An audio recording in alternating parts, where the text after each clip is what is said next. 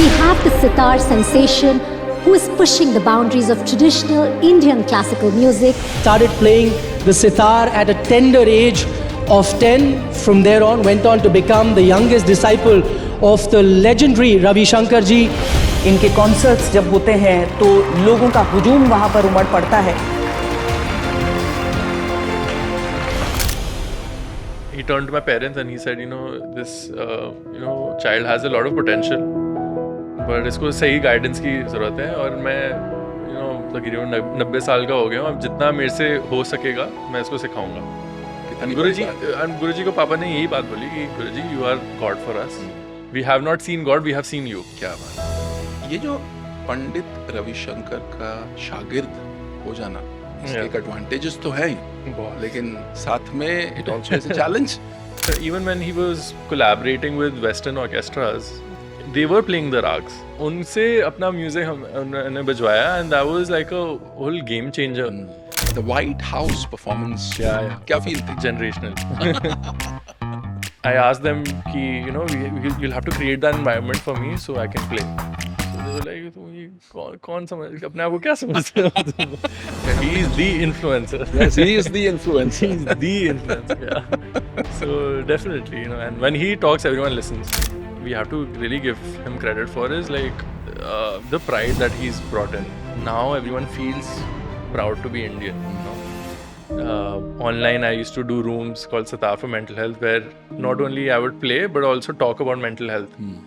That is how I feel. You normalize things also. That's true. बात करो उसके बारे में, थोड़ा गाइड करोगे तो people also open up. एकदम प्यार हो गया काशी से तो. So I was like, I just felt a calling कि मतलब महादेव बुला रहे हैं. गाना भी रिकॉर्ड करवाया है and it's called The Burning Heart. उनके समर्पित कर देंगे महादेव के चरणों में. वाह, ब्रिलियंट.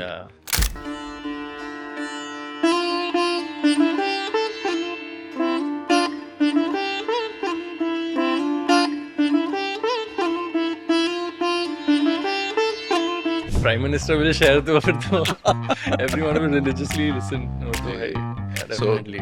उनको मेरा भी कोई भजन सुनाएगा. हाँ, सुनाएंगे. हमें भी मिलियन प्लेस चाहिए.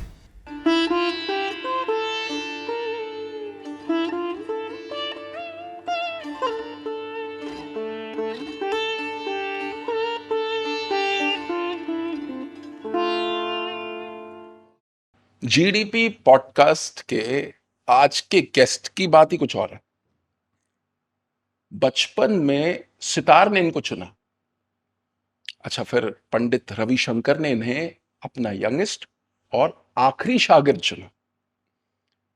सितार में निपुणता हासिल की तो सोशल मीडिया के एल्गोरिदम ने उन्हें चुना और रातों रात एक डिजिटल सेंसेशन बना दिया. इनकी लाइफ का पर्पस, इनकी लाइफ का मकसद है कि इस पृथ्वी में जितने शख्स हैं वो एक बार सितार जरूर सुन लें. इनकी लाइफ जर्नी इतनी इंटरेस्टिंग है कि जीडीपी पॉडकास्ट के लिए हमने ऋषभ रखीराम को चुना.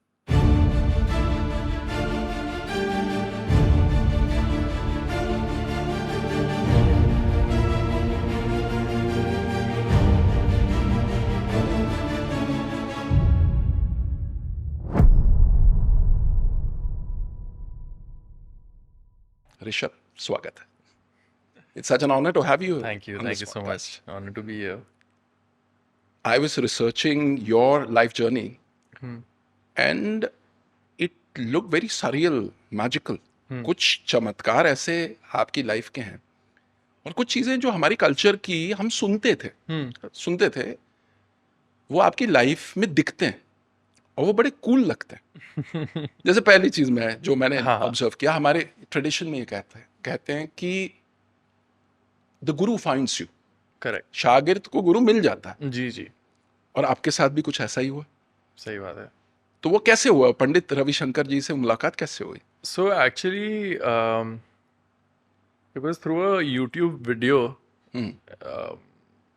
वैसे तो गुरुजी के साथ हमारे 4 पीढ़ी से रिलेशनशिप है जी.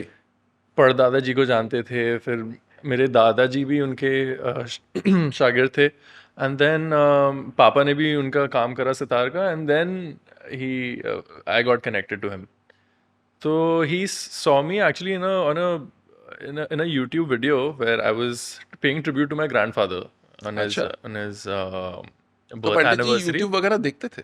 बिल्कुल, वो तो बंगाली न्यूज़पेपर पढ़ते थे अपने आईपैड पे. अच्छा. हाँ हाँ, like this is a 90-year-old man. तो Wow. वो तो काफी take savvy and he's very interested in कि क्या चल रहा है, who's playing music these days, you know, young generation में कौन है, and he was very intrigued. Wow. And even when I met him, he used to tell me कि, you know, you should listen to this person, अच्छा. collaborate with पूरे this person. recommendation बिल्कुल बिल्कुल, हाँ, वो जैसे मैच मेकर नहीं होता. अच्छा, किसके साथ कोलैब करना? हाँ हाँ, कहते ये करो वो करो, and he used to recommend, you know, branch out and, you know, collab with like non-Indian musicians also. That also opens up your mind.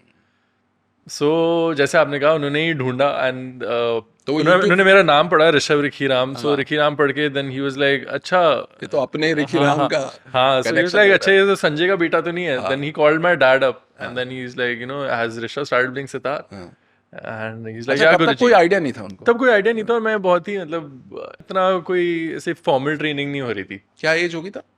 तब आई वाज 10 years old. हाँ. हाँ, 10 साल की उम्र में आई delivered my first stage performance. And पापा भी मेरे पीछे ही बैठे हुए थे कि देखने के लिए कि बजाते जाते भाग ना जाए. सो ही वाज देयर. तो उसका वीडियो एक किसी ने क्लिप डाला होगा ऑडियंस से. So that got to Guruji, and this is the power of social media. You know, मेरे को गुरु मिल गए सोशल मीडिया के थ्रू. एंड तो फिर या क्या बस बता वहीं दिया से स्टार्ट हो उन्होंने? गया. जी जी बिल्कुल. उन्होंने फिर कहा कि he was in London at that time. उन्होंने कहा कि, यू नो, जब मैं दिल्ली आऊँगा तो प्लीज़ इसको लेके आइए और मैं सुनना चाहूँगा थोड़ी देर. अच्छा. और we did just that. And हम लोग जैसे ही नॉर्मल गुरुजी के जाते थे, यू नो, कुछ मिठाइयाँ कुछ फूल लेके हम वहाँ पे पहुँच गए. बट ज़रा सा भी आइडिया नहीं था कि गुरुजी हैड अदर प्लान्स, कि मतलब सुनना ही नहीं है इसको, आज अपना शागिर्द भी बनाना है.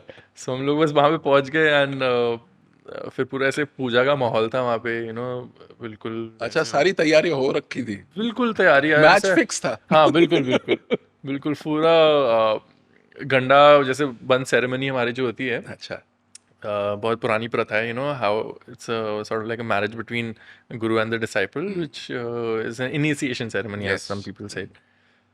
सो उसका पूरा उन्होंने प्रबंध करा हुआ था. एंड बस मैंने गुरुजी को थोड़ा बजा के सुनाया, और हमारी कुछ प्रथा होती है. Then we followed that tradition. And पहले तो मैंने बजाया थोड़ा बहुत, एंड देन आई थिंक सुबह का टाइम था और मैंने रागेश ही बजाया था. एंड मैंने गुरुजी से माफ़ी मांगी थी क्योंकि रात का राग है. सो उसके बाद फिर वो कहते हैं हाँ हाँ ठीक है रख दो. And then he turn to my parents and he said, you know, this you know child has a lot of potential, but इसको सही गाइडेंस की ज़रूरत है. और मैं, यू नो, तकरीबन 90 साल का हो गया हूँ. अब जितना मेरे से हो सकेगा मैं इसको सिखाऊंगा. तो अगर आपके आ गया तो मैं इसको लेके बैठूँ. तो मम्मी पापा का तो जैसे ना जॉ ड्रॉपिंग रिएक्शन कि मतलब स्वयं भगवान प्रभु ऊपर से नीचे आगे हमारे बेटे का गुरु बनना चाहते हैं, तो हम क्या बोलें. गुरुजी को पापा ने यही बात बोली कि Guruji, you are God for us. We have not seen God, we have seen you. क्या बात है. And so whatever you think, this is your child, you सौंप दिया. yeah, बिल्कुल full surrender. And हम गुरुजी को मिलते भी तो हम बिल्कुल साष्टांग प्रणाम करते थे, बिल्कुल फ्लैट टू द ग्राउंड.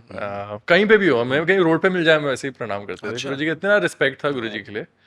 सो और फिर वहाँ से मेरी तालीम शुरू हुई उसके बाद से. और फिर जब तालीम हुई तो वो कैसे गुरु थे और वो दिन कैसे थे? बहुत स्ट्रिक्ट, हाँ? काफ़ी स्ट्रिक्ट थे वो. बिल्कुल वो जैसे छड़ी वाले गुरुजी होते हैं ना बिल्कुल गुरुजी का वो डिमीनर था. एंड ही वाज, उनको जो चीज़ चाहिए वैसी ही चाहिए. कोई भी नोट मिस नहीं होना चाहिए. कोई अगर वहाँ पे मींड है, मींड चाहिए ही चाहिए. बस वो जैसे सितार उठाते थे तो he was a completely different person. जैसे सितार रखे तो the sweetest person on the planet. अच्छा. बिल्कुल वो ऐसे कैसे हो जाते थे? मूड शिफ्टर था उनका कुछ. उसके बाद कैसे हो जाते थे? आई थिंक वो बहुत ही मजाकिया इंसान थे. अच्छा, he had a sense of humor. Yeah, very. I feel like my sense of humor has also come from him. ये तालीम के साथ साथ ये सारी चीज़ें भी you pick it up from your hero, no? Absolutely. So yeah, तो वो तो काफ़ी मजाकिया थे. But like as I said, you know, when it comes to teaching and learning, तो वो बिल्कुल सुनाते थे हमें, क्या हो तुम गधे हो क्या, तुमसे ये नहीं, इतना सा नहीं बचता। बहुत वो हमें तो डांट ये भी पड़ी है। लगता होगा क्योंकि उनकी उम्र के हिसाब से कि जितना जल्दी दे सकें आपको। वो I think that was the main thing कि he always felt like time is ticking, कि यू नो पता नहीं कितना मैं सिखा पाऊंगा इसको, तो तुम जल्दी उठाओ। जल्दी उठो। सो जितना जल्दी उठा सकते हो, and I was trying my best, जितना जितना हो पा रहा था। कुछ some days were better, some days were not so good, but as I grew older तो मुझे समझ आया कि you know Guruji, where was he coming from, you know when he got frustrated and mad at me. But वो अब थोड़ा बहुत मैं भी सिखाता हूँ न्यूयॉर्क में, छोटा सा स्कूल है अपना, तो मैं भी बच्चों को सिखाता हूँ। तो I feel that you know कि गुरु हो जाता है, यू नो व्हेन वो द फ्रस्ट्रेशन कई बार फ्रस्ट्रेशन नहीं होती, वो होता है that you have to fight for that perfection. Perfection. क्योंकि you know if they learn it incorrectly ना, तो वो पूरी जिंदगी वो ऐसा ही बजाएंगे। क्योंकि ये नींव है। या ये जो आपकी जो जबान है ना, अगर आपकी जबान बचपन से ही अगर आप कुछ वर्ड्स को साफ नहीं बोलेंगे ना, आप पूरी जिंदगी आप struggle करोगे फिर। हाँ, फिर आप बहुत unlearning is very tough then learning. That's true. So when I went to Guruji also, there's a lot of things that I learned that I had to unlearn and come to him like a completely blank canvas. So unlearning में काफ़ी time लग गया। वो उनका frustration का सबसे like was the main thing कि ये तुम बैठते गलत हो, you know तुम्हारा हाथ का Posture. रखावट is needs fixing. So वो उसमें काफ़ी time लगा, and then once we crossed that threshold, it was bliss. क्या बात है। Yeah. तो ये जो पंडित रविशंकर का शागिर्द हो जाना, इसके Yeah. एक एडवांटेजेस तो है ही, बहुत। लेकिन साथ में it also is a challenge, Yeah, क्योंकि then that's you will true. Always be Yeah. You will be always judged. Correct. तो वो उसको कैसे हैंडल किया and how did you cope with that? I have been very proud of the music that I've released till date, and usually whenever I put something on, I think about two things. पहले तो है कि गुरुजी क्या सोचेंगे। तो वो है ना पुलिस हमारे ऊपर, वो कि डंडा। अगर हाँ वो डंडा is there, and then I think कि okay, will the 13-year-old me like this? So if it checks the two boxes, then I release it. So मैं हमेशा ये सोचता हूँ कि क्योंकि गुरुजी के साथ टाइम स्पेंड कर रहा है, गुरुजी को कंपोज करते हुए सुना है, एंड यू नो वो तो बचपन से ही था। तो these two questions अगर मेरे पास इसका आंसर येस हो तो मैं रिलीज कर देता हूँ।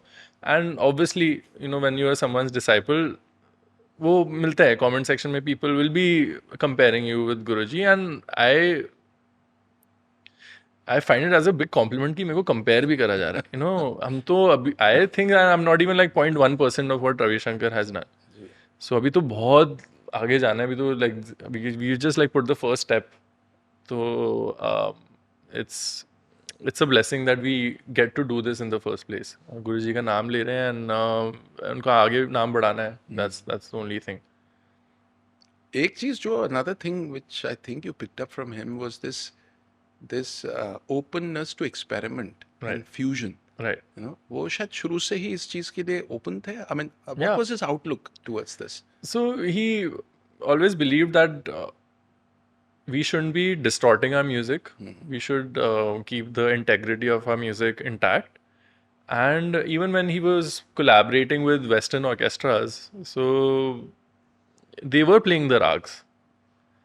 उन्हें influence किया। हाँ, उनसे अपना म्यूजिक उन्होंने बजवाया, and that was like a whole game changer. क्योंकि उन्होंने भी कभी वो ऐसे एक्सप्लोर नहीं करा था। And also in our music like melodies, counterpoint, harmonies and counterpoint don't exist. So it's only Ravi Shankar who brought those things into our music. फिर उसके बाद से फिर आपका, I feel like Bollywood music today sounds the way it sounds because of Ravi Shankar. So there's a lot of things that they brought in, but you know, keeping the rag above everything else. So experiment तो गुरुजी बहुत करते थे ना। I also feel the same way कि you know अपना culture, अपनी integrity ऊपर रख के जितना भी है, like we use every whatever production techniques and all these other tools that we have to decorate our tradition, and that's what core में हमारा tradition है। yeah. So I was sitting with like a big production who does like VFX and stuff, and they've made some amazing movies. Then I was talking to them that I feel a lot of synergy here because they also are using VFX and all these other To enhance it. to enhance what is ours. Yeah. To And tell our that's stories in a more powerful and correct, compelling way. correct. And well, at a global level. At a global level. Right. So similarly, Guruji also was criticized when he was playing with Western orchestras. But purist ने बोला होगा. purists तो हमेशा because they are always a step behind, na? Yes. So they don't see the vision. That's true. But आज like we study that music. We study inside the Kremlin and Andre Parveen के साथ उनकी जो collaborations है, Zubin Mehta, and we study that like religiously. We study those recordings. So I think that's he has laid down that path. That now हमें बस चलना है उस path पे. That's pretty much it. और एक और जो इंटरेस्टिंग बात उन्होंने कही कि मुझे कॉपी मत करो. बिल्कुल भी नहीं. Yeah. तो वो क्या कहते थे इस बारे में? कहते कॉपी करने की ज़रूरत क्या है? देयर सो मेनी रिकॉर्डिंग्स, वो वही सुन लेंगे लोग. कहते copy my the way I think. तो वो हमेशा कहते थे कि ये देखो कि मैं कैसे सोच रहा हूँ और सोच क्या है इसके पीछे, and then apply that thinking in your music, not try to sound like me. So but at the same time Guruji कहते थे कि अभी जितना कॉपी कर सकते हो करो. क्योंकि जब तक वो थिंकिंग आने में भी टाइम लगता है. Yeah. सो वो कहते थे कि वो copy me till a point, but you have to build your own voice eventually. सो क्या बात है. वही अमेजिंग. कोशिश है. अच्छा, तो गुरुजी का एक और कनेक्ट जो है उसके बारे में बात करते हैं. जी. वो आपके दादू के साथ जो कनेक्ट है Correct. और जॉर्ज हैरिसन के साथ. जी. तो ये जो कनेक्ट है इसकी कहानी बताइए. So मेरे दादाजी, so he was Guruji's again Gandaban disciple, and उनके सारे सितार्स और सबका टेक केयर वो करते थे. I think late 70s onwards. परदादाजी से वो मिले थे लाहौर में. अच्छा. जब मेरे परदादाजी ने अपना काम स्टार्ट करा था रिखी राम के नाम से.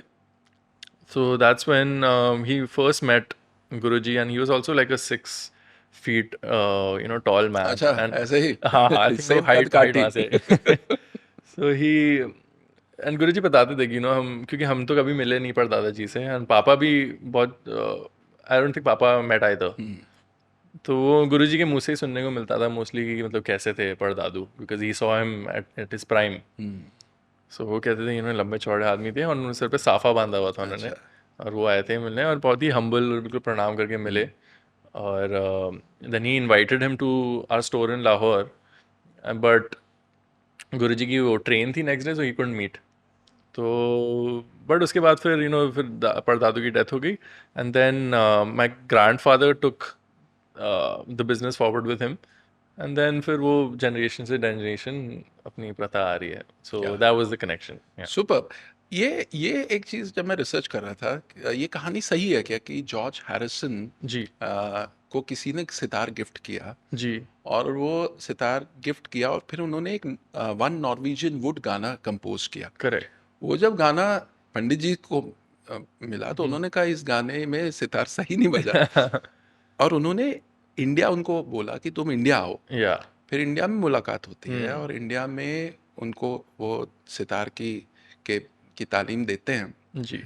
और फिर जो है वो अब मेरे ख्याल से या तो आपके दादू से मिले और उन दादू ने उनको सितार गिफ्ट किया. ये इस कहानी ये नहीं, सितार गिफ्ट नहीं करा था एक्चुअली. हुआ क्या था कि गुरुजी की रिकमेंडेशन से वो दादू के पास आए. हाँ, वो आए एंड पूरा बीटल्स आया है, वही आया द फुल बैंड, बट इतना भीड़ हो गया था वहाँ पे that they had to leave. अच्छा, ये कहाँ पे थी शॉप? ये हमारा दिल्ली में. दिल्ली में. सो देन उसके बाद देन दादू took all the instruments and with a couple of friends he went to their hotel room. अच्छा. फिर वहाँ पे उनको तानपुरा, सितार, तबला सारे इंस्ट्रूमेंट्स दिखाए and they bought all these instruments. They must have been blown. Yeah, उनको they were having a crazy time. So after that, when Dadu was ill, then my dad took over the took care of George Harrison's all the instruments and all. And then my dad moved to Gold Market, which is in central Delhi only. Yes. And फिर वहाँ पे सारे artist आते थे. Like Guruji भी वो used to come to Gold और Market. Shop आज भी वहीं है. Yeah, Gold Market में है, and then we have a store in New York also now. Okay Yeah. दादू भी बहुत illustrious थे. Yeah, Sangeet Natak Akademi award, president award. And what blues us is the instruments that he's invented. Correct. Yeah. वो उनके बारे में बताइए. बहुत सारे इंस्ट्रूमेंट हैं. मैं अभी आपको बात ही कर रहे थे हम लोग कि इतने सारे इंस्ट्रूमेंट हैं, क्या क्या बात करें. But more importantly like the electric sitar, जैसे सितार के नाम से, that is our creation. We have electric tabla, जिसमें तबले के अंदर माइक है. Yeah. वो कोक स्टूडियो में भी फीचर हुआ है. एंड इलेक्ट्रिक संतूर बनाए हैं, सुरोलीन पापा ने बनाया है. बहुत सारे एक्सपेरिमेंट करते हैं. मोहन वीणा. हाँ, मोहन वीणा, ये सब तो हाँ काफ़ी पॉपुलर हैं ये सारे instruments. But every year Papa used to make new instruments till Dadu was there, and then Papa अपना कुछ ना कुछ तो निकालते रहते थे हम. खुराफात कुछ ना कुछ लगे रहते थे. सो उनको बड़ा ये था कि दो इंस्ट्रूमेंट्स को फ्यूज करना. तो ये फ्यूजन एक्चुअली खून में है. पिताजी इंस्ट्रूमेंट्स का करते थे, आप म्यूजिक पे कर. बिल्कुल. And it keeps it exciting also ना. अगर इनोवेशन R&D ना हो रहा हो तो फिर मजा नहीं है. स्टैग्नेंसी हो जाती है. फिर वो एक टेम्पलेट पे ही चले हुए. हाँ, फिर वो एक ही वही आलू गोभी आलू बनाते जाइए. So वो दिल्ली के ढाबे ले गए आप एकदम से. Exactly. So तो थोड़ा इंटरेस्टिंग तो होना चाहिए लाइफ, यू नो. ब्यूटीफुल. क्या बात है. अच्छा, अब बात करते हैं कि ये आपकी जिंदगी में सितार की एंट्री कैसे हुई. या तो वो एक स्विट्जरलैंड से टूटा फूटा जी एक सितार आया, तो फिर वो कहानी बताइए. हाँ. सो आपने तो बता ही दी. सितारें तो हमारे घर में कितनी बनती थी, like daily, you know, there was so many sitars. But हमने कभी वो वी नेवर पेड अटेंशन कि क्या हो रहा है. हम लोग बस जाते थे, हम लोग खेलने जाते थे वहाँ पे स्टोर फैक्ट्री में, और घर आ जाते थे. कभी तब तक कोई इंटरेस्ट नहीं था. हाँ, मतलब sitar was around all the time, but वही है ना कि हमने गौर नहीं फरमाया, you know. So it was always there in the background. And पापा भी कुछ न कुछ कर रहे हैं, ड्रिल्स कर रहे हैं, ये कर रहे हैं, कुछ कर रहे हैं. But at the same time वही हम लोग अभी कॉलोनियल हैंगओवर के बारे में बात कर रहे थे कि, you know, west is so glorified in our culture कि whatever is going in the west is cool. तो हम भी, I was also a slave to that. So I picked up the guitar, you know, because of the influence, blinded by the influence that was around. And I, you know, was learning the guitar and got pretty good at it. And it's a good instrument to impress the ladies. Yes, exactly. उस time तो काफी होता था. अभी सितार से अच्छा चल रहा है. So फिर हम and then as you mentioned, then Switzerland से एक but मैं थोड़ा और पीछे जाऊँगा इसमें. He was very keen on teaching my brother. अच्छा. क्योंकि he felt that कि, you know, obviously घर का बड़ा बेटा होता है, बिजनेस आगे लेके जाएंगे. So he wanted to teach him so he could make better instruments or at least understand the instruments. Because हम लोग बनाते हैं तो परख हो जाती है. हाँ, बजाना तो आना चाहिए, you know, that's the bare minimum. So but Mukul was very mischievous, you know. वो गुरुजी आते थे उनके, तो वो उठ के भाग जाते थे. और मैं विंडो से देखता रहता था कि क्या हो रहा है. बड़ा क्यूरियोसिटी होती थी ना. एक तो स्पेशली आपको बाहर निकाल दिया रूम से. So when someone tells you know, आपको तो और मन करता है करने का. That worked. या सो हाँ, ये रिवर्स साइकोलॉजी चल रही थी. उसके बाद फिर and then I was really, I felt like a calling towards the sitar, but like obviously my parents were more keen on teaching my brother. But वही जब स्विट्जरलैंड से वो जो सितार आया, I think FedEx या UPS ने they broke it, and then obviously the client didn't want it, तो उन्होंने वापस भेजा, कहते मुझे नया वाला बना के दो. तो फिर मैं पापा से पूछा, पापा इसका क्या करेंगे अब, ये तो टूट गया पूरा. एंड इससे पहले मैं कभी इंटरेस्ट भी नहीं लेता था, पता नहीं, आई just felt bad for that sitar because एकदम उसका बीच में से टूट गया था वो. एंड ही इज लाइक, ये तो कुछ नहीं है, अभी तो जोड़ दूंगा इसको, कोई प्रॉब्लम नहीं है. And then he, you know, fixed it and kept it on the wall to try. Then I was just like watching that sitar. एक दिन हो गया, 2 दिन हो गया, 3 दिन हो गया. मैं बोला, पापा आपको डर लगता है कि मैं तोड़ दूंगा या कुछ कर दूंगा या मुझे चोट लग जाएगी. मैं बोला, आपके सामने ही बैठ के मेरे को ये बजाने दो. And he was like, हाँ चलो बजा लो. And then I started playing. मैंने, obviously my technique was bad and I was very influenced by the guitar. So but within minutes I started playing, you know, Green Day songs or some like Bollywood tunes on it. And पापा एकदम ऐसे स्टॉनिश हो गए, कहते क्या बात है, ये कैसे आया तुम्हें? मैं बोला it's very similar, you know, आपने इतना इजी टू प्ले बना दिया इंस्ट्रूमेंट कि इसका जो action, so action is the distance between the freight and the string. It was so low of an action that it was Guitar-like. almost like a guitar. But you know, पुराने ज़माने में जो सितारे बनती थी उनके एक्शन इतने high होते थे कि आपकी उंगलियां वगैरह कट जाती थी. तो it's my dad's innovation that, you know, made it so easy to transition from A guitar to a sitar. yeah. And that sitar also is called a studio sitar. So it's like a smaller version of it. Acha. It's a flat gourd Okay. instrument and it was very easy to hold also. मैं सारे गाँव वादा नहीं सब बजा रहा हूँ. And he was very impressed. He was like, okay, चलो कल से तुम्हारे lesson start. अच्छा, भाई का ड्रॉप कर दिया. भाई दोनों को ट्राई तो करते थे बेचारे. You know, parents do the best that they can. You know? Of course. But my brother, he's a genius in business. Like I have to, the family business has been growing because of him. So सबके अपनी intelligence होती है, अपने talents होते हैं. So and because of him, I can do this. Absolutely. Whatever I do. So shout out to Mukul. Oh, super. Yeah. फिर 17 साल की उम्र में और 16 साल की उम्र में अमेरिका जाना, Correct. Yeah. वो how important was that and what changed there? I was very rooted in our culture and learning sitar, but also there was a parallelly very electronic music side of me that was going on where I was producing EDM. India से. India में ही, हाँ. मेरे को बहुत curiosity होती थी कि गाने बनते कैसे हैं. You know how do you know लोग कंप्यूटर पे कुछ कुछ कर रहे होते हैं स्टूडियो में. और तब शुरू ही हुआ था EDM, was just about. Yeah, I was coming up. This was like, I think we were in 10th grade when, you know, all these Hardwell, Avicii, all these Yeah, people were yeah, coming up yes. at that time. Martin Garrix and That's all true. this. So I started making beats on FL Studio, then Ableton वगैरह में सब. Like I taught myself. बस YouTube पे videos देख के I taught myself, and then I always wanted to travel and, you know, do and learn more music and like just branch out my like ethos and और रियाज चलता जा रहा है. रियाज तो चल रहा है. और अभी ना मैंने ये दो वर्ल्ड्स को मिक्स नहीं करा था. It was like very separate. ये जैसे दो अपने फ्रेंड ग्रुप्स होते हैं ना, ये चल रहे हैं. हाँ, एक इनके साथ मस्ती करना है, एक के साथ अपने घर वाले. so that was going parallelly. And then when I went to the US ना, we were also talking about this अभी कि when you go away from home you miss home and then you realize what home means to you. Hi. And when I was in India, there a lot of things we take for granted, especially our culture, you know. But it takes a non-Indian person to ask you about your culture. Then you're like, oh, this is my culture. Yeah, and then you don't even realize. So you have like that moment. So that I feel like was very necessary for me to fall in love with my own culture even more. And then I found in college, I was actually working under my professor as a teaching assistant. I was paid like $100 a class. That was my first job. The first and the only job that I've ever had. अच्छा, हाँ. So हमारी 3 hour की class होती थी and I used to get paid क्या करना $100. पड़ता था? So स्टूडियो में अगर आप आए, आपको कुछ इंस्ट्रूमेंट रिकॉर्ड करना है, so I will do the booking. I have the keys to the studio. मैं खोल के दूंगा आपको, आपका माइक सेटअप करूंगा, I will record the session and then give the session to you.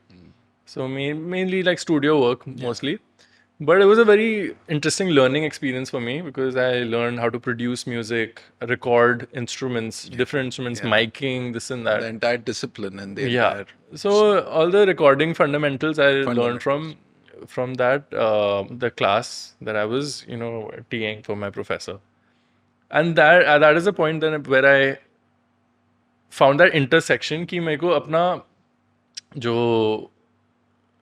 traditional Indian music training and, you know, all these tools that I have learned, how do we mix this? और उसी दौरान ये Chanakya, Roslin, सारे गाने उसी time के college के बने हुए हैं. अच्छा. जो जिसको मैं थोड़ा पॉलिश करके I was releasing after COVID time. So yeah, that trip to New York was very fruitful in my life musically. Covid की बात की आपने जी. और कोविड ने एक और बड़ी इंटरेस्टिंग चीज आपकी जिंदगी में Right. चाहे वो है mental health. Correct. Yeah. तो वो take us through that. COVID was a very tough time for all of us, and I don't think I've met one person जिसने बोला कि COVID में हमारा कोई नहीं गया हो. Everyone has lost someone. और इतना सैड पीरियड था वो कि मैं अपने रूम से नीचे आता था मम्मा से मिलने, देन मम्मा बताती थी आज वो वाले चाचा जी चले गए, कल ये वाले मामा जी चले गए, and every day there was someone we were losing. It was such a depressing time, but I think the तब इंडिया में my थे? lowest point, no, I was in New York. New York. Yeah. And I think the lowest point was when I lost my grandfather, Nanu, my mother's dad, and I was very close to him. He was like a third parent. Mummy papa तो travel करते रहते थे, but हमें नाना नानी के पास छोड़ जाते थे. सो हमारा बहुत ही there was a very strong bond that I had with नानू. दिल की सारी बातें. सब yeah, Cool के, everything yeah, he was like a best friend. And grandparents होते भी usually होते ही cool है. They once you skip a generation, then Yeah, you're like, yeah, okay, yeah. don't repeat my mistakes. So they're very cool. You can talk to them about everything. So when I lost him, I was completely utterly broken because he was such a driving force in my life, and I used to FaceTime him every day, talk to him every day.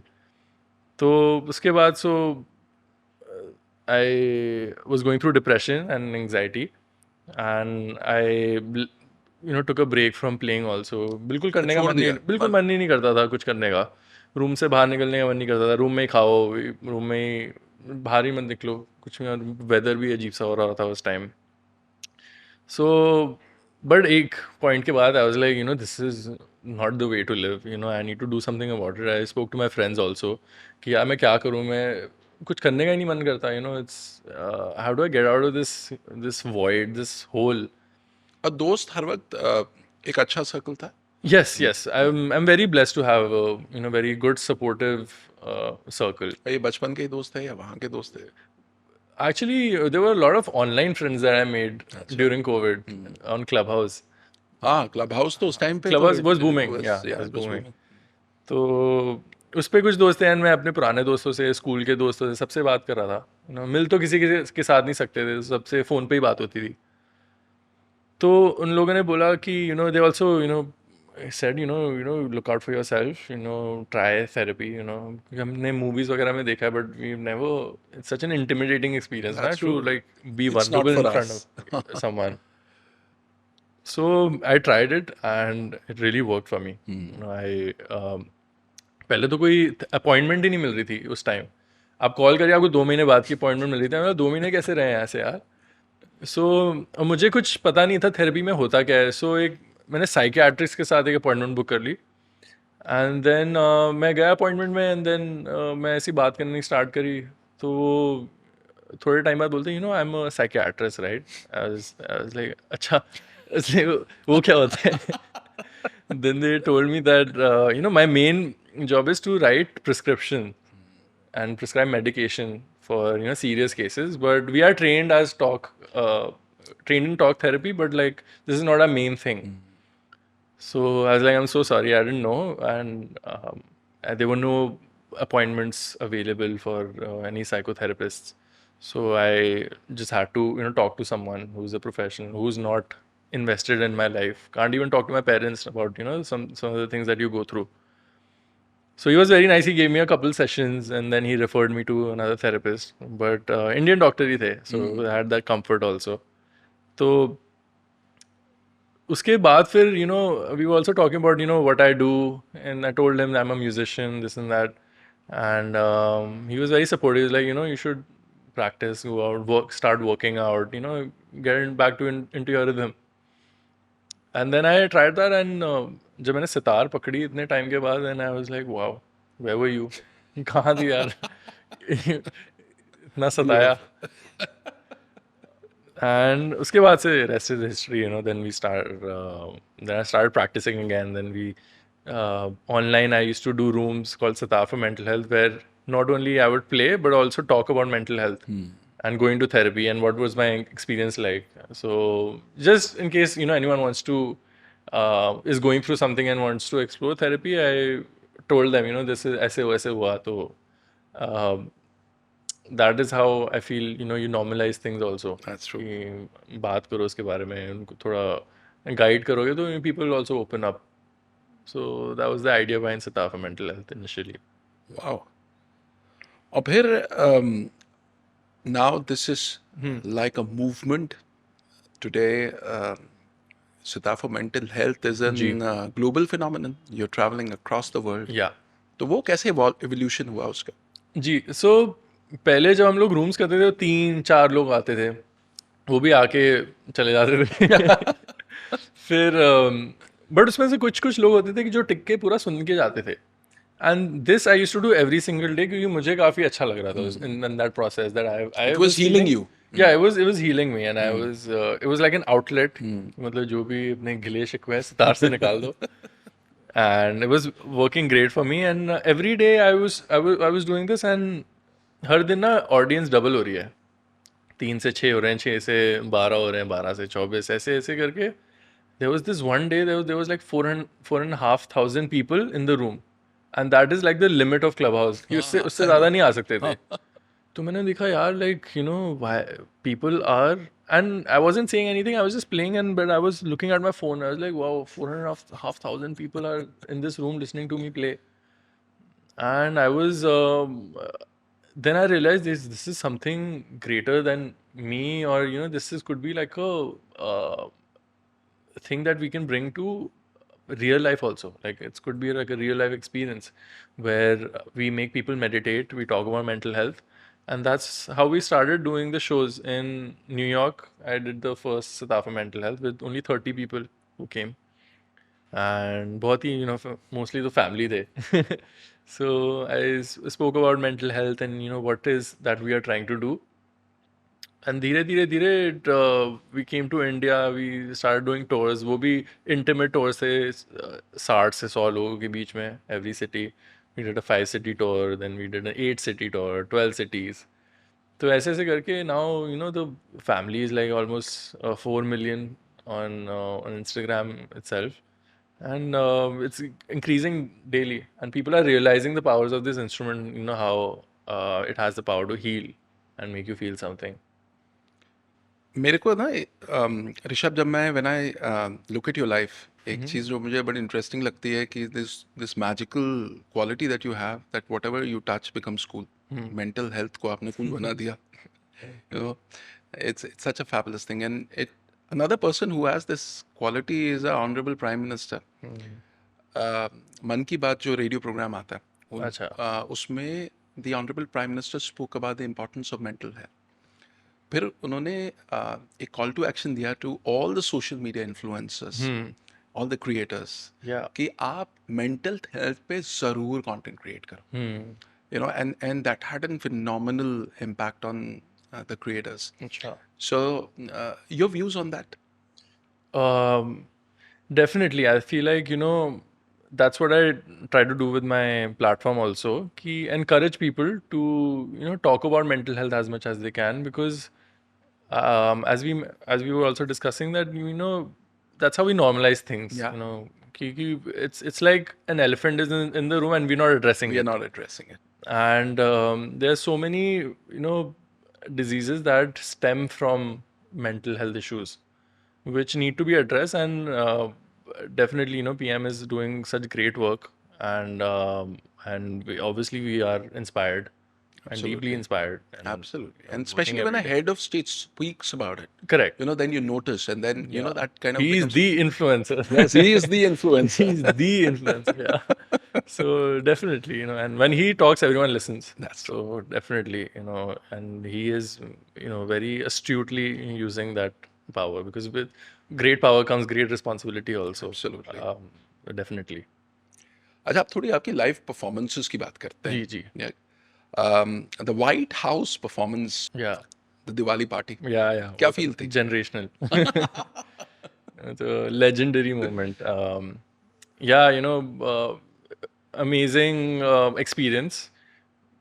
It was a 500 people gathering, and everyone was someone there. It was all the who's who of the country. Not really. I was pretty relaxed, and they insisted me to play my own music rather than usually people put request ki मतलब ये Bollywood गाना बजा दो, ये बजा दो, वो बजा दो. But he was like, no, we want to Your just- original stuff. yeah, original stuff. And उससे पहले की थोड़ी सी स्टोरी है कि they didn't know how to present it. But eventually, through conversation, I told them कि we need a proper platform, and it's not a background music, it's deeply meditative in nature. So I asked them कि you'll have to create that environment for me so I can play. So they were like, तुम ये कौन समझ अपने आप को क्या समझते हो तुम? पहले तो व्हाइट हाउस को ऐसे ऐसे बोला, बट इतना अच्छा उनका स्टाफ है वहाँ पे, like the people who work there are so open, there's zero ego or anything, and they were very accommodating. They gave me a whole tour of the White House. अच्छा. तो मैंने एक चप्पा देख लिया था, बस उनका बेडरूम रह गया था. बाकी सब देख के आया हूँ मैं. और हमारा जो ग्रीन रूम भी था, that was it's called the China room, where all the plates and cutlery from throughout all the presidents is kept there. So मतलब from the first president to All till collectibles. Mr. Trump, yeah, सबके नाम की there's that plates and cutlery, like collections, Beautiful. and that was my changing room. बताओ. I was like, this is the coolest green सोचा room. था? Yeah, I was like, this is the coolest green room I've ever had. Yeah, that's true. So it was an amazing experience. Beautiful. और उन्होंने हमारे लिए especially those boxes they made, the chef made some Indian samosas, this and that.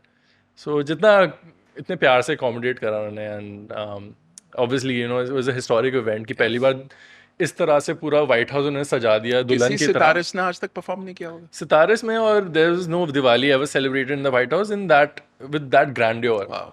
कि मतलब जगह जगह गेंदे के फूल लगे हैं, each and every corner is decorated, और जैसे राम भगवान वहीं पे आने वाले.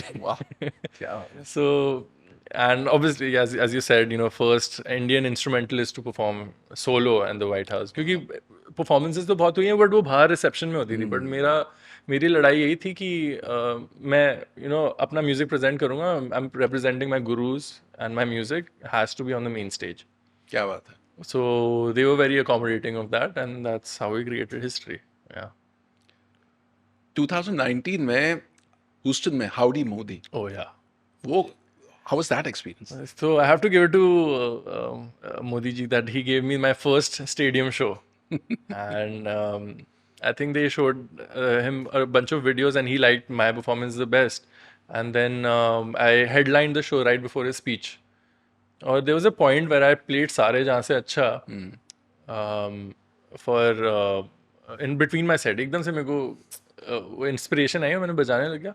The whole stadium started singing. So 65,000 people, everyone started singing Sare Jahan Se Acha to the sound of my sitar. And that was like a rock star moment. I was like, wow, this is the power of music. And इसी बात पे हो जाए सारे जहां से. हाँ बिल्कुल. Let's do it. Yeah. So सारे जहाँ से अच्छा आपको शायद पता होगा कि गुरुजी की ही कॉम्पोजिशन है राग पीलू में. Yes, of course. थोड़ा सा वो बजाऊंगा.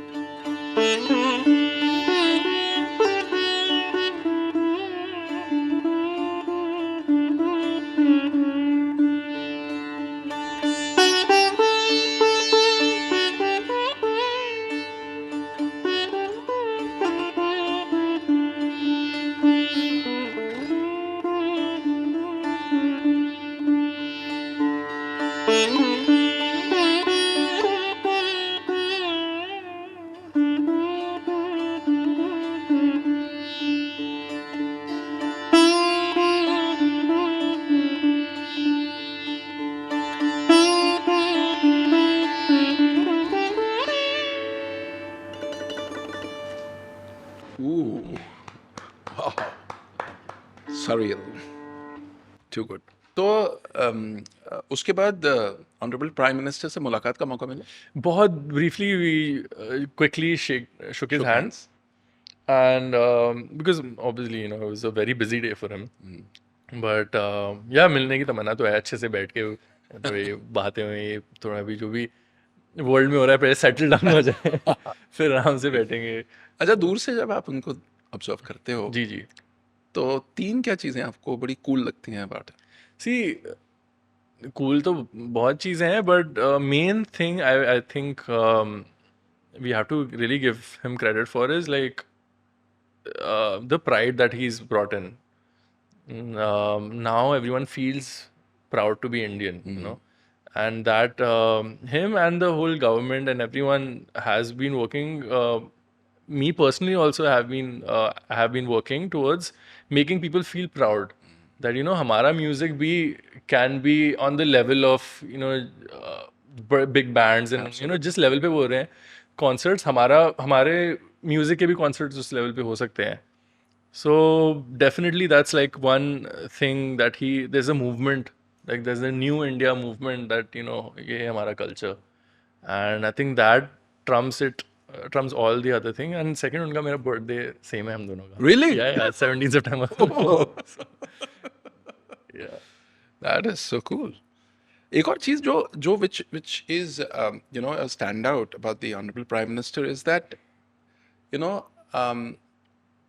his understanding of Indian culture and the understanding that it is India's soft power. Right.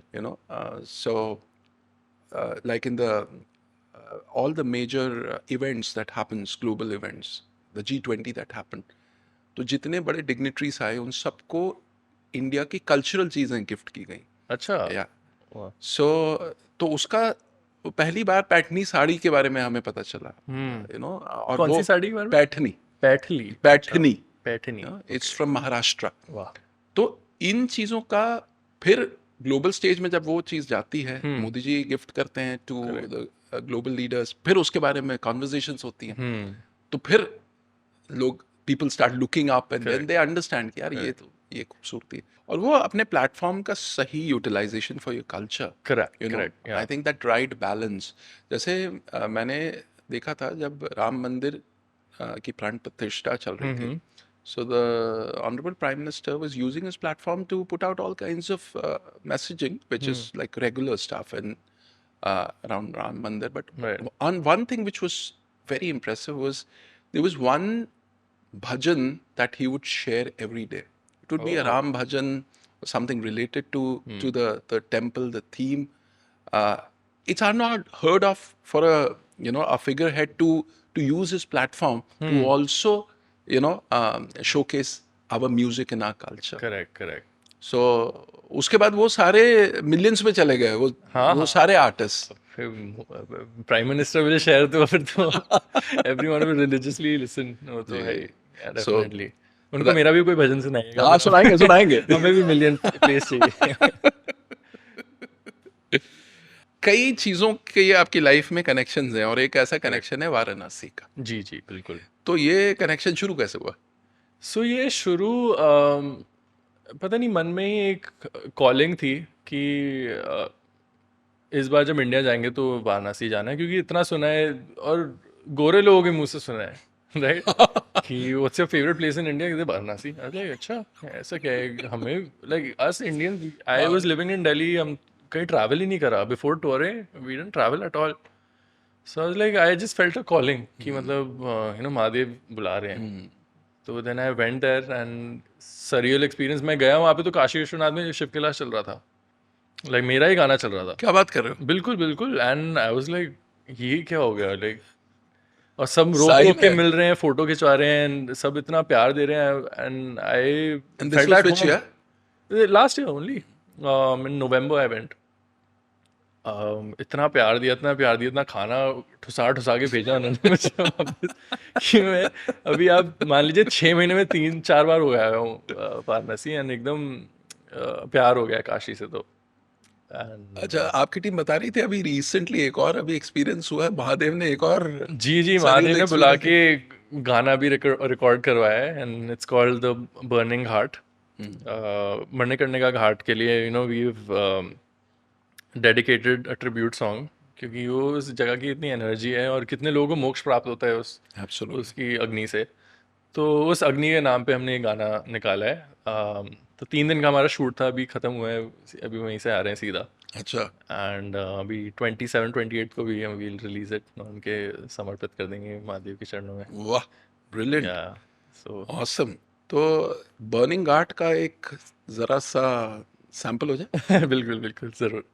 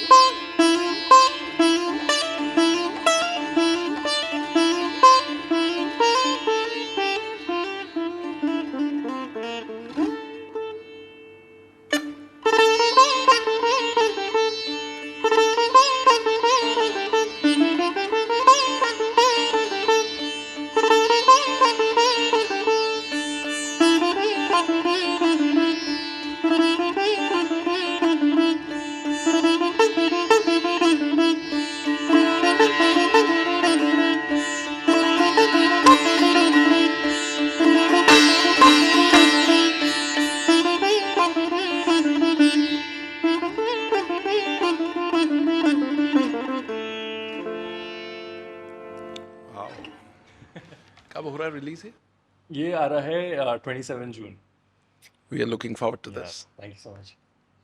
अच्छा, बहुत सारे हमारे ऑडियंस ने कहा कि एक बॉलीवुड गाना जरूर बजवा।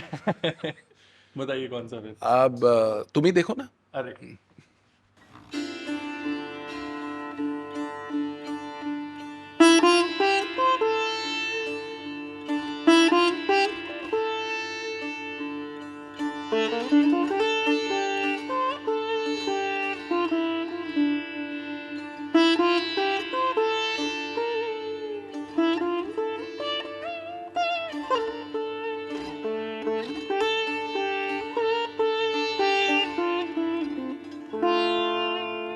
वाह, क्या बात है, क्या बात है, क्या बात है। Thank you so much sir. ये एक और चीज जो आपकी बड़ी कूल है, another thing which you made cool is mehndi. जी ये mehndi tattoos right. Have become you know a rage. तो ये कैसे हुआ शुरू? सो इसकी शुरुआत वही थी। पहले I was looking into tattoos, क्योंकि काफ़ी दोस्त वगैरह सबने टैटूज करवाए हुए हैं, बट मुझे एक तो नीडल से थोड़ा डर लगता है ना, वैसे भी और बट टैटू का लुक कूल लगता था मुझे। एंड आई ऑलवेज थॉट कि मतलब मेरे हाथ जो इतने फोकस में रहते हैं, लोग देखते हैं when I play the sitar, so कुछ करना चाहिए हाथ में। मैं सोचा कुछ ग्लव्स बनाऊं या कुछ करूं, कुछ ऐसा हो कि मतलब श्रृंगार बढ़े, और how do we take it to the next level. Then I looked into tattoos, temporary tattoos, they also like sort of dissolve in your skin, so I didn't like the idea of that. बात नहीं बन रही थी। हाँ नहीं। And then we experimented with a few materials like Jaguar juice. It's like a black ink, but वो थोड़ा stand कर जाता था। लाइक अगर मैंने काउच पे हाथ रखा तो यहाँ पे वो निशान पड़ जाएगा, तो it was a mess. आप सोने भी नहीं जा सकते, आपकी बेड शीट्स पे सब लग जाएगा। Then ultimately I was on the edge about mehndi की, let's face it that ज़्यादातर औरतें एक लगाती हैं। फेमिनिन एसोसिएशन है। Feminine association, and it's taboo that if men put mehndi, that they're viewed in a certain way, Yeah. which is very stupid. I don't relate to that at all. And then फिर मेहंदी के आप health benefits पढ़ेंगे कितना अच्छा होता है skin के लिए। पुराने ज़माने में तो लोग ठंडक के लिए लगाते थे, and it's herbal, it's our culture. I was like, there's no better material than this, even though it's very it's a little hectic to put it on, क्योंकि शो से पहले 1 या 2 दिन पहले प्लान करना होता है, डिज़ाइन अच्छा, हाँ, करना होता है। अभी जाके रंग फिर वो हाँ, उसका 2 से पकड़ता 3 है। घंटे लगते हैं मेहंदी का बिल्कुल लगने में अच्छे से, एंड फिर उसको सूखने में। तो मतलब वो पूरा एक दिन आप कुछ नहीं कर सकते। और बड़ा मज़ा आता है लोगों को बोलने का, यार मुझे वो दे दो, हाथ में मेहंदी लगी हुई है। सो वो प्रिंसेस ट्रीटमेंट मिलता है। हाँ, वो पूरा। तो वही मेहंदी का ये था। एंड इतना प्यार लोग ने दिया है। अभी वेडिंग सीजन गया था तो लोग मुझे इतने टैग्स कर रहे थे पोस्ट पे कि देखो आपका वाला हमने बनाया है, एंड बहुत खुशी हुई देखते हुए। और मुझे यही चाहिए था कि I want to break the stereotype and I want men to wear mehndi, and that is what's happening. ये एक और चीज विच इज सो फिनोमिनल, आपके कॉन्सर्ट्स में 8 से 80 के लोग आते हैं, 3 जनरेशंस आते हैं, बिल्कुल। तीनों एंजॉय कर रहे होते हैं। आपके सोशल मीडिया पे ऐसा लगता है कि दुनिया में नेगेटिविटी इतनी सोशल मीडिया में, आपकी सोशल मीडिया की दुनिया ही अलग है। देयर इज लोग इतना इंटरैक्ट करते हैं, there is so much happening between you and your audience. तो ये मैजिक कैसे कर रहे हो यार? बस लोगों का प्यार है, एंड मेरे कॉन्सर्ट में ज़्यादातर लैंग्वेज होती नहीं है। चाणक्य भी आप सुनेंगे धीमता धीमता, it's only syllables that we use, so it has a very appeal which is not restricted by lyrics. It connects at a different level. Yeah, it's a soul to soul connection that we try to bring out in people. And more than that, it's a community experience, because it's not just a concert that you come to, it's an experience. तो अभी जब हमने tour करा था तो we started with the surbahar meditation. Surbahar is the father of the sitar. So sitar के double size का instrument है जो मेरे पापा ने बनाया मेरे लिए, एंड वो स्पेसिफिकली बनाई आलाप और जोड़ के लिए, which is like the introduction of the sitar. And it has a meditative feel, और एक meditative feel है उसमें. बिल्कुल, बहुत बहुत मेडिटेटिव, वेरी डीप साउंड. वो सितार से भी 5 सुर नीचे ट्यून होता है. सो इट्स पूरा body vibrates when you play it, क्योंकि आपके पैर पे you keep that instrument. And the response has been great. हमने दिल्ली, बॉम्बे, सारी सिटीज़ में बजाया उसको. एंड उसके बाद फिर I move on to the sitar, and then we have a community interaction where people talk with each other. So we give them questions, जैसे आप मेरे पे क्वेश्चंस फेंक रहे हैं मैं उन पे क्वेश्चंस फेंकता हूँ, और I give them prompts to ask each other, like, what is one thing you are grateful for? What is one thing you regret? And what is one thing you look forward to? And sometimes, it's easier to open up to a complete stranger than your parents or your friends. Absolutely. So at the end of the concert, everyone is happy and they go home with a big smile on their faces, and there's nothing more than that. And there's no age limit to that either. क्या बात. Yeah, so that's why I feel like our shows have been doing fairly well. Brilliant. तो एक rapid fire quickly कर लेते हैं आपके साथ. अरे यार. तो इस सेगमेंट का नाम है स्वर शॉट्स. Okay. ठीक है? Swar shots. Shots. Wow. ठीक है. मॉर्निंग रागा या midnight jam? Midnight Jam. One word your guru would have described you with. Learning. सीख रहा है अभी. वो आगे जाना है अभी. और One ritual you never skip before going on stage. Mahadev को याद करना. One Indian dish you can't live without on a tour.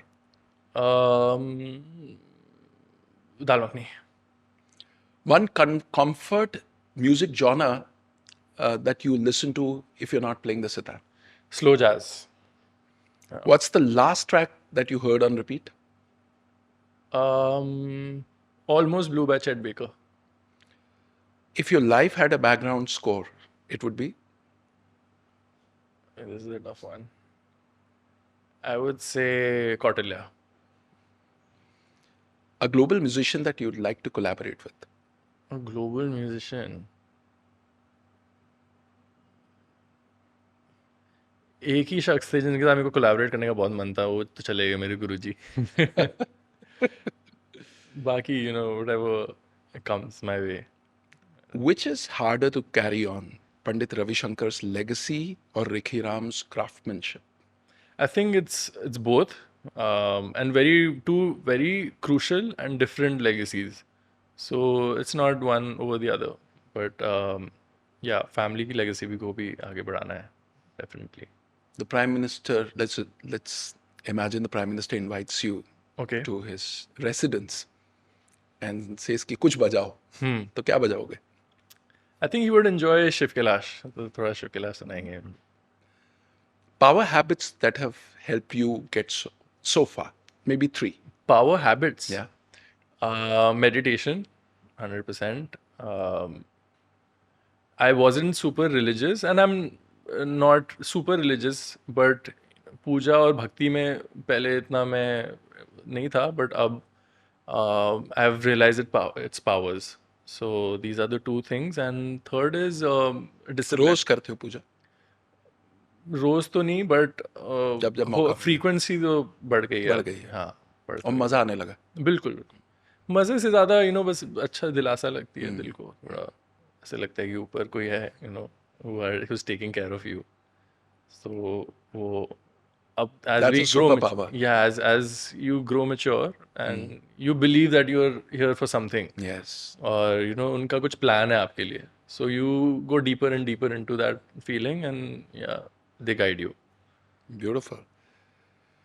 So rapid fire, you did fantastically well. Thank you. Superb. So Rishabh, हमारे ये जो YouTube channel की जो audience है, it's young Indians who form a significant part of our audience. तो उनके लिए कोई message? It's a very tricky one. I feel find the right influences, I would say, but also listen to your heart, whatever your heart says, and that's what I've followed. Not forgetting where I come from and what I represent. So always ask yourself these questions. What my inner child would like, and what would make my inner child happy. And that's usually my approach to things, that I want to impress the 13-year-old me.